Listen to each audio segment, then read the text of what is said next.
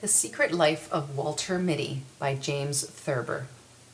We're going through. The commander's voice was like thin ice breaking. He wore his full dress uniform, with the heavy braided white cap pulled down rankishly over one cold gray eye.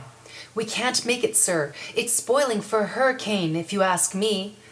I'm not asking you, Lieutenant Berg, said the commander.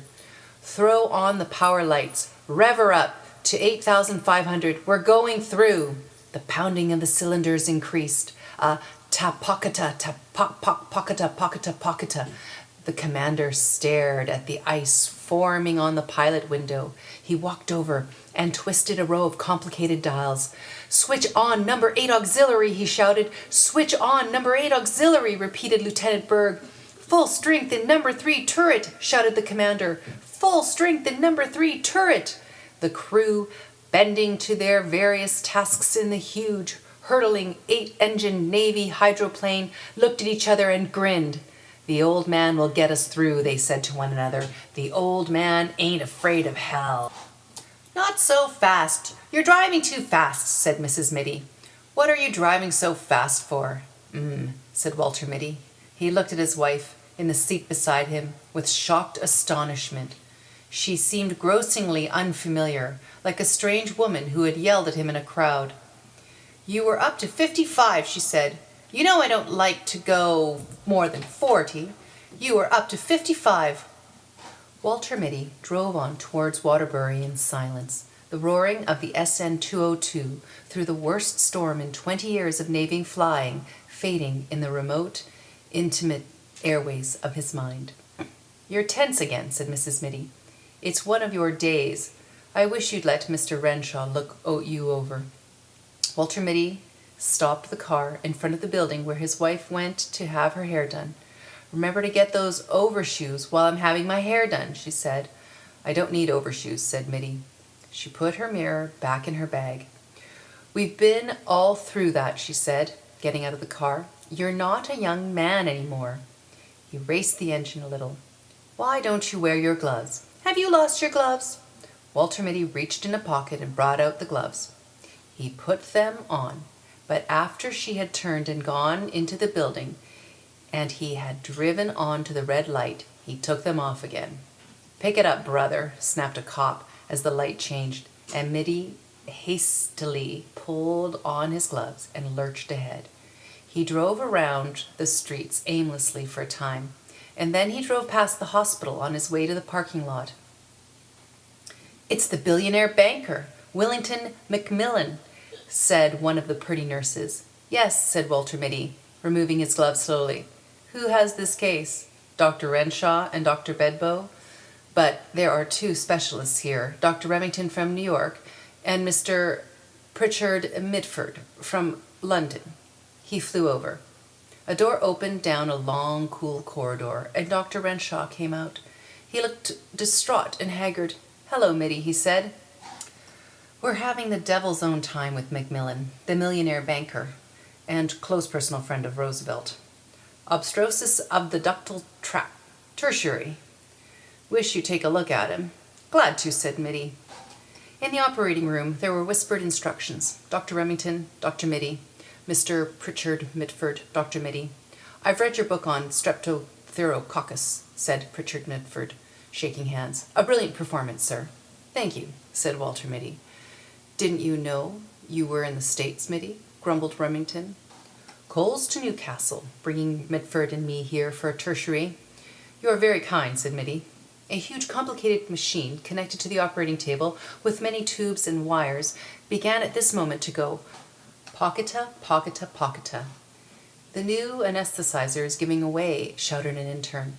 There is no one in the East who knows how to fix it. Quiet, man, said Mitty, in a low, cool voice. He sprang to the machine, which was going pocketa, pocketa, queep, pocketa, queep. He began fingering delicately a row of glistening dials. Give me a fountain pen, he snapped. Someone handed him a fountain pen.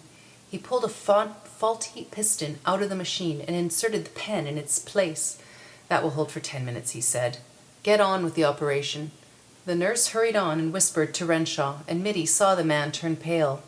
Coreopsis has set in, said Renshaw nervously.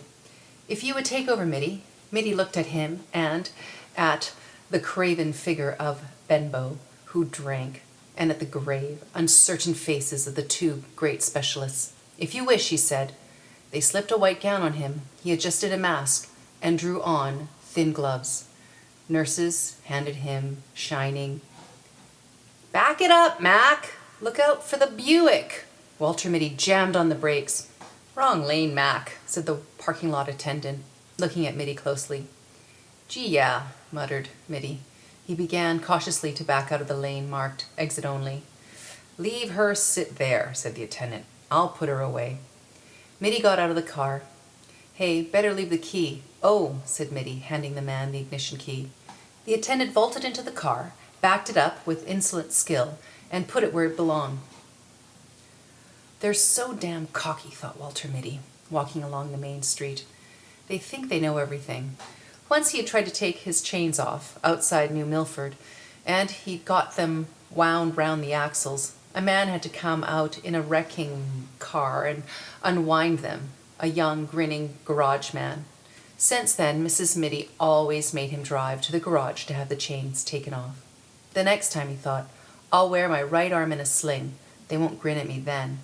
I'll have my right arm in a sling, and they'll see I couldn't possibly take the chains off myself. He kicked out the slush on the sidewalk. Overshoes, he said to himself, and he began looking for a shoe store. When he came out into the street again, with the overshoes in a box under his arm, Walter Mitty began to wonder what the other thing was his wife had told him to get. She had told him twice, before they set out from the house for Waterbury. In a way, he hated these weekly trips to town. He was always getting something wrong. Kleenex, he thought. Squibs, razor blades, no, toothpaste, toothbrush, bicarbonate, carborundum, initiative, and referendum? He gave it up, but she would remember it. Where's the what's-its name, she would ask. Don't tell me you forgot the what's-its name. A newsboy went by shouting something about the Waterbury trial. Perhaps this will refresh your memory. The district attorney suddenly thrust a heavy automatic at the quiet figure on the witness stand. Have you seen this before? Walter Mitty took the gun and examined it expertly. This is my Weebly Vickers 5080, he said calmly. An excited buzz ran round the courtroom. The judge rapped for order. You are a crack shot with any sort of firearms, I believe, said the district attorney insinuatingly. Objection, shouted Mitty's attorney. We have shown that the defendant could not have fired the shot. We have shown that he wore a right arm in a sling on the night of the 14th of July. Walter Mitty raised his hand briefly, and the bickering attorneys were stilled. With any known make of gun, he said evenly, I could have killed Gregory Fitzhurst at 300 feet with my left hand. Pandemonium broke loose in the courtroom. A woman's scream rose above the bedlam, and suddenly a lovely dark-haired girl was in Walter Mitty's arms. The district attorney struck at her savagely. Without rising from his chair, Mitty let the man have it on the point of the chin. You miserable cur. Puppy biscuit, said Walter Mitty. He stopped walking, and the buildings of Waterbury rose up out of the misty courtroom and surrounded him again. A woman who was passing laughed. He said puppy biscuit, she said to her companion. That man said puppy biscuit to himself. Walter Mitty hurried on. He went into an A&P, not the first one he came to, but a smaller one further up the street. I want some biscuit for small young dogs, he said to the clerk. Any special brand, sir? The greatest pistol shot in the world thought a moment. It says puppies bark for it on the box, said Walter Mitty. His wife would be through at the hairdresser's in 15 minutes, Mitty saw in looking at his watch, unless they had trouble drying it. Sometimes they had trouble drying it. She didn't like to get to the hotel first. She would want him to be there waiting for her as usual. He found a big leather chair in the lobby, facing a window, and he put the overshoes and puppy biscuits on the floor beside it. He picked up an old copy of Liberty and sank down into the chair. Can Germany conquer the world through the air? Walter Mitty looked at the pictures of the bombing planes and the ruined streets. The cannonade has got the wind up in young Riley, sir, said the sergeant. Captain Mitty looked at him through tousled hair. Get him to bed, he said wearily, with the others. I'll fly alone. But you can't, sir, said the sergeant anxiously. It takes 2 men to handle that bomber. And the Archies are pounding the hell out of the air.